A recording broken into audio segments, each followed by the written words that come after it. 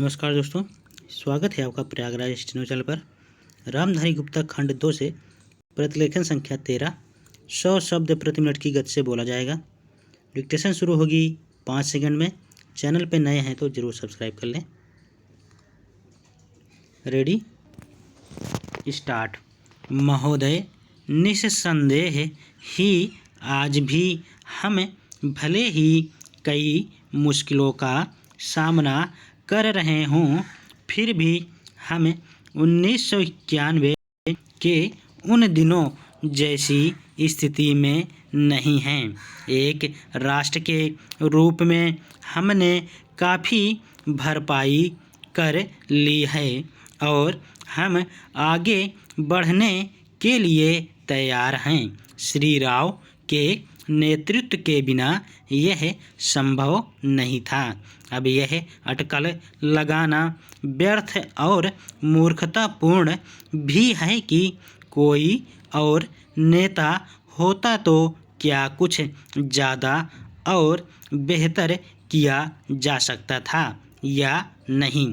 तथ्य यह है कि वही नेता थे जिनके कारण हम एक ऐसी स्थिति तक पहुंच गए हैं जो देश और उसकी तरक्की के लिए निरापद है।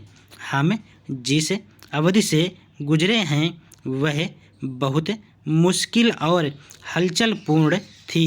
सोवियत संघ के पतन और विघटन से हमारी जो कुछ भी अंतर्राष्ट्रीय स्थिति थी उसका आधार ही खत्म हो गया। ऐसा लगता है कि हमारे देश में कुछ लोग इस घटना का पूरा मतलब नहीं समझ पाए हैं। बेशक यह कम्युनिस्टों और आधुनिक समाजवाद के अन्य समर्थकों के लिए बेहद चिंता का विषय था।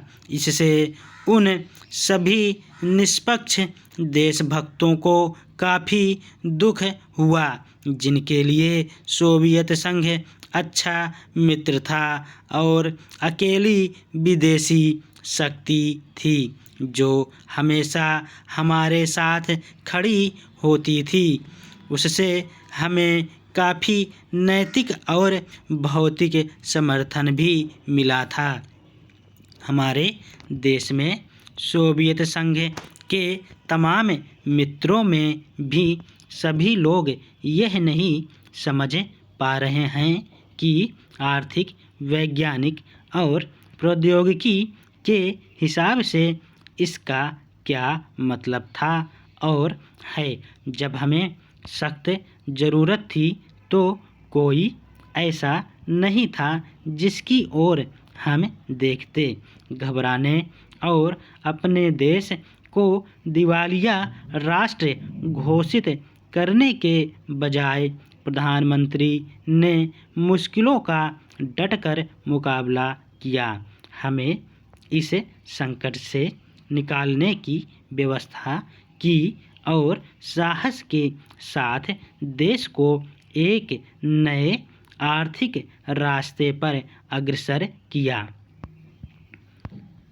कांग्रेस ने अपने चुनाव घोषणा पत्र में इसकी मोटी रूपरेखा न बना ली होती तो बेशक यह संभव न हो पाता।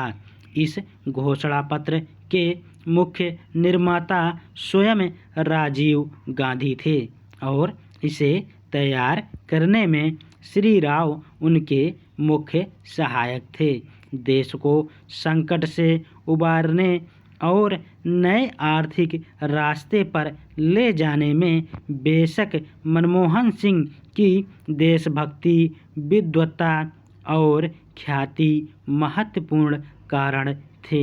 नई आर्थिक नीति जनता के हित में नहीं है। इस काल्पनिक तथ्य को लेकर काफ़ी हंगामा मचाया जा रहा है। इसके उलट अगर उसे अपेक्षित ढंग से लागू नहीं किया जा रहा है तो इसकी वजह यह है कि जनता के नाम पर हर तरह की आंशिक और कारपोरेट मांगें पूरी की जा रही हैं। प्रधानमंत्री ने 2 महत्वपूर्ण तरीकों से नई आर्थिक नीतियां बनाने में अपना योगदान दिया है।